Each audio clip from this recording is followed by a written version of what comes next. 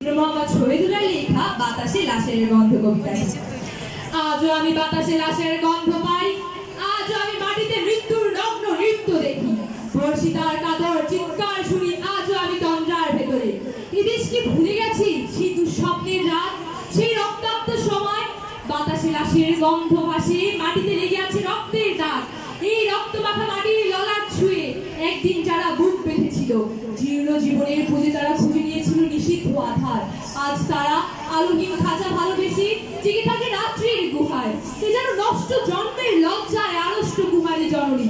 স্বাধীনতা একই তবে নষ্ট জন্ম, একই তবে পিতাহীন জননীর লজ্জার ফসল। জাতির পতাকা খামচে ধরেছে সেই পুরনো সবুজ।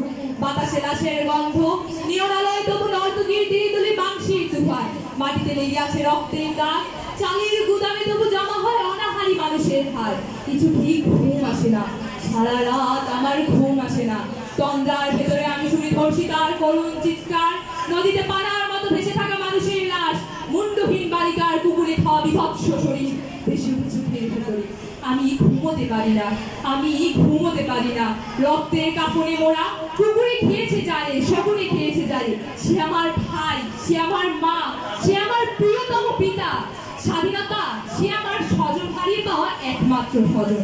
স্বাধীনতা সে আমার প্রিয় মানুষের রক্তে কিনা অমূল্য ফসল। দর্শিতা মনের শাড়ি, ওই আমার জাতির রক্তাক্ত পতাকা। ধন্যবাদ।